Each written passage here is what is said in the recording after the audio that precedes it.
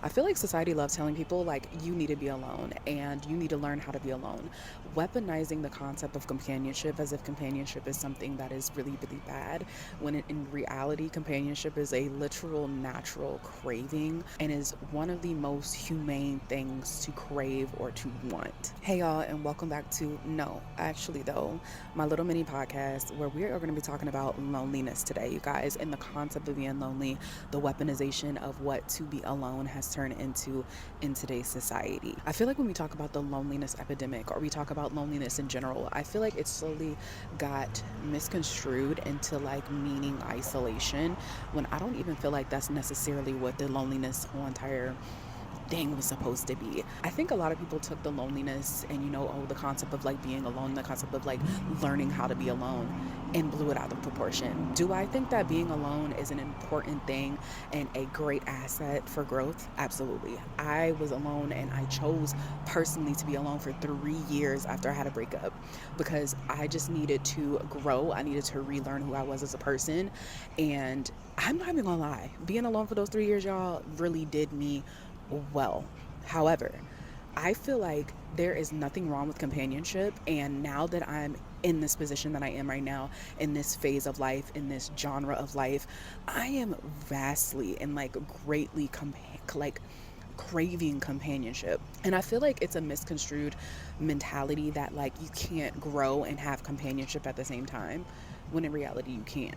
I feel like for me personally, there are certain aspects of my life where I feel like if I did have companionship, I had friendship, I had someone there, to confide in or like to, in a sense, push me or motivate me. Not saying that somebody is responsible for your growth, but I just feel like some people actually do better with companionship than being alone or being isolated. First of all, isolation is not an easy thing. And being alone, truthfully, is not an easy thing. I love the concept of, like growing. And sometimes I really do feel like some people need to be alone. However, I feel like after a while of doing that, and that's what happened to me, you get kind of tired of it. I'm not going to lie. Self dates are great. Self dates, I did that a long time after or when I was taking my like 3 year hiatus or whatever. However, I feel like with self dating, it's one of those things where it's like it feels good in the beginning, but then after a while you get over it. I feel like I've got to the point now, you guys. I've been self dating now for, I can easily say, like 4 years. And it just gets to a point where you're like, while I can do this, while I have the ability to do this, which I'm happy that I even push myself to get to the point of like going places by myself and going to a bar and going to the movies and going to concerts even by myself, which I think is important. You should learn how to do things by yourself. You get kind of tired of it. Like after a while, it's like, okay, this is cool, but like I would like a friend to come with me, or like I would like to have somebody here and like have somebody to kiki with and talk with, laugh with, and somebody else to like enjoy this space with me. And I feel like sometimes people take that and act as if it's an unhealthy thing and that it's like you're a needy person or that you're codependent, of other people for wanting to have that companionship, wanting to have like, that support in a sense. And I feel like that's where everything has taken a left turn. Truthfully, I feel like society glamorizes and like glorifies like the whole like I don't care, I'm so unbothered, or like that hyper independency type of mindset. Like if you really look on social media and pay attention to everything about solo this and solo living and solo dating and solo this, and I don't need this person, I don't need anyone to do this, that, and the third. And I'm all about independency. Don't get me wrong. I think there should be a certain level of independency. However, I think there should be a certain level of balance as well. It's so funny because I was talking to my therapist today and we were really highlighting on the concept of balance and the concept of ensuring, that there is not necessarily always just this one left-sided or right-sided, thought process, that you have balance within the way that you look at things, whether that balance is exactly 50-50 or that balance is like 60-40, 70-30, etc.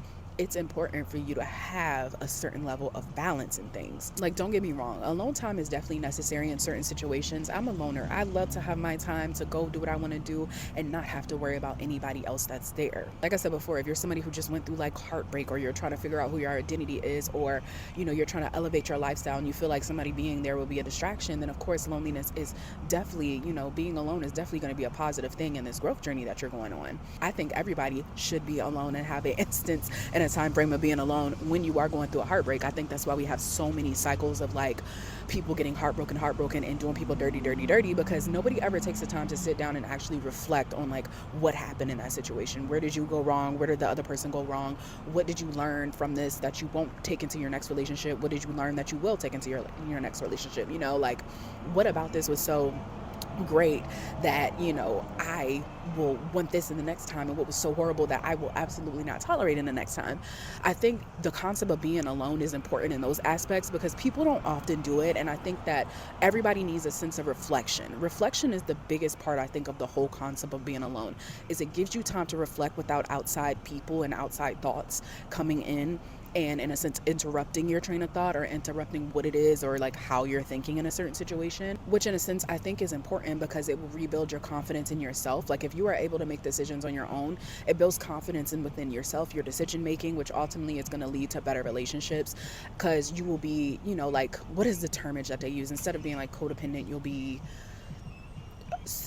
is it secure? Like it's like secure attraction or a secure relationship in a sense, instead of being kind of anxious or codependent on what other people think and how other people do things. And other, you will be very like, you know, secure in your thought process and the things that you're doing. But I think the most important thing to recognize is that not everybody thrives in isolation. Like I'm starting to realize even at this point in my life right now, at one point I thrived at it. 3 years I did isolation, y'all.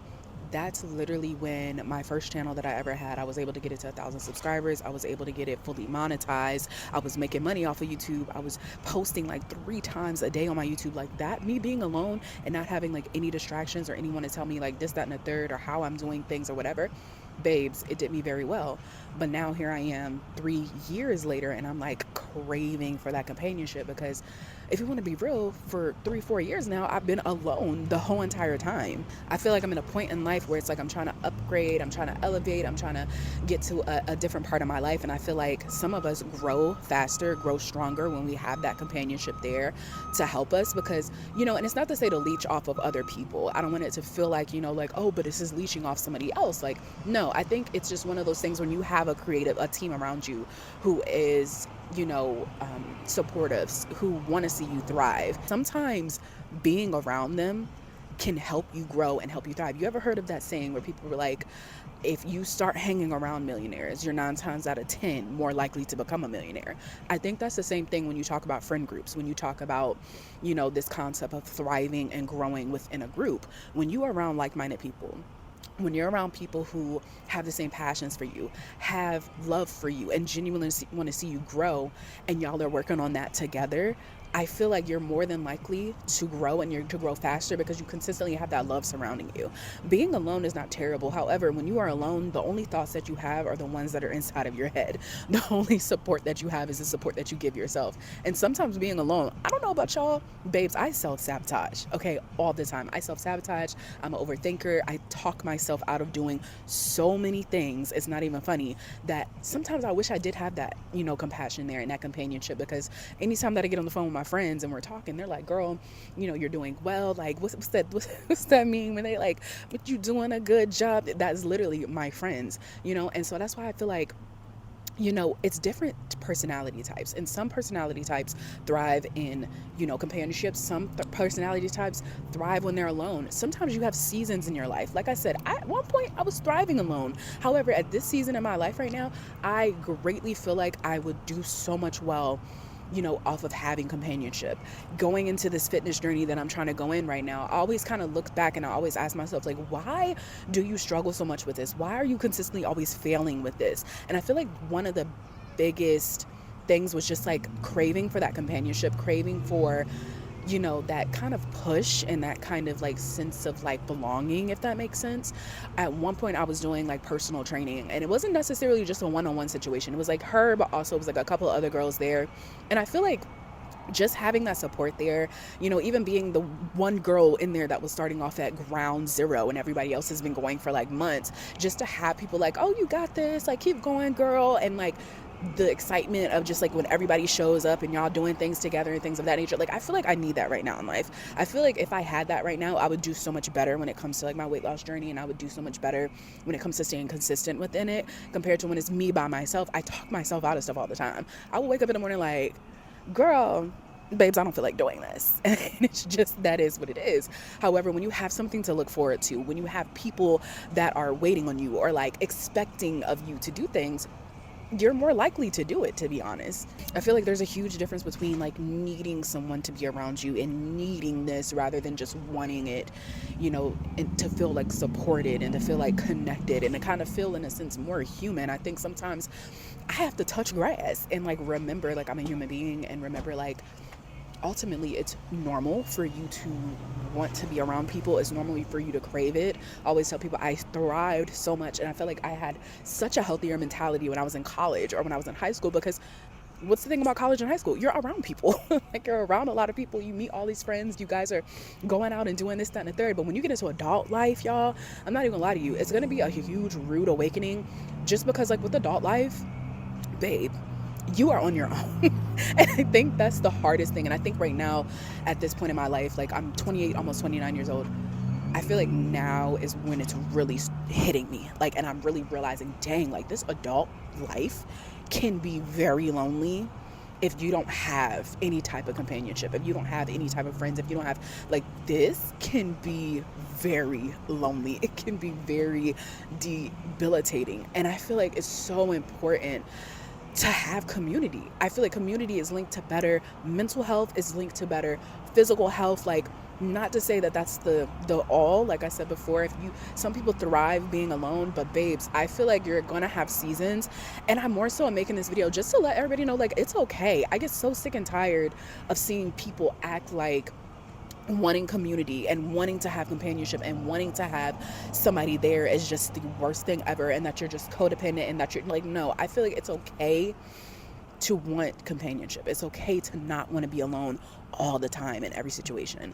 One thing I'm really learning is like being alone, being independent doesn't make you a stronger person in compared to somebody who has companionship. A lot of the successful people that I know have companionship. They have friends. They have a community that supports them in the things that they do, I feel like a lot of the whole independency and being alone wave comes from like the scared aspect of vulnerability. And it's so funny because I feel like this is what inspired the video. This daggone therapy session I had today, y'all, we were talking about vulnerability, which is something that I struggle with a lot. I struggle with the concept of being vulnerable because oftentimes vulnerability comes off as being weak or being, like, oh, you can't handle nothing. Like, you're just, and I recently had to tell myself, like, it is okay to feel.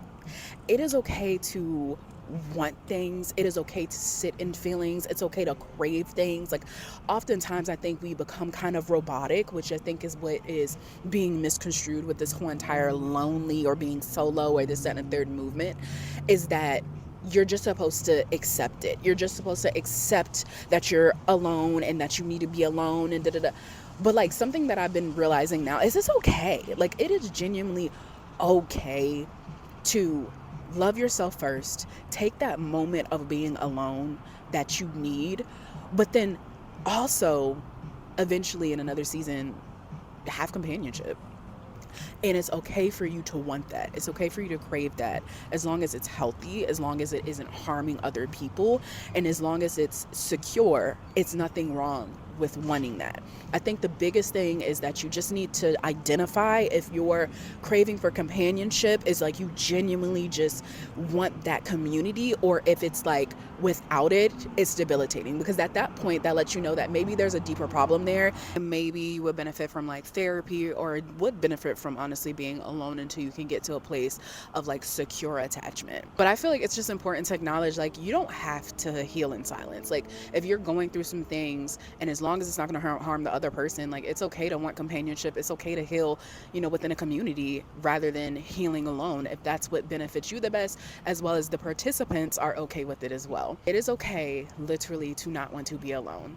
And I'm tired of society making it seem like we have to be alone. I hope you guys enjoyed this video. It got dark all of a sudden. I swear the sun like set in 2 seconds. But make sure you go down there and you press that subscribe button, because we will be posting videos weekly on this channel about growth, about just feelings and just becoming that girl that we want to become. Okay, become the main character of our life. So make sure you subscribe to your girl's channel. Make sure you hit that thumbs up button and let me know, like, what are you struggling with the most when it comes to loneliness. Let me know what it is that you did, or like things that you implemented, you know, to get that community, or things that you started doing to kind of get around a community. And like, you know, just hit us with some knowledge down in the comment section. I don't know everything, y'all, at all. Love y'all so much. Thank y'all for tuning in, and I will see you guys in the next video of No Actually Though. Bye, y'all.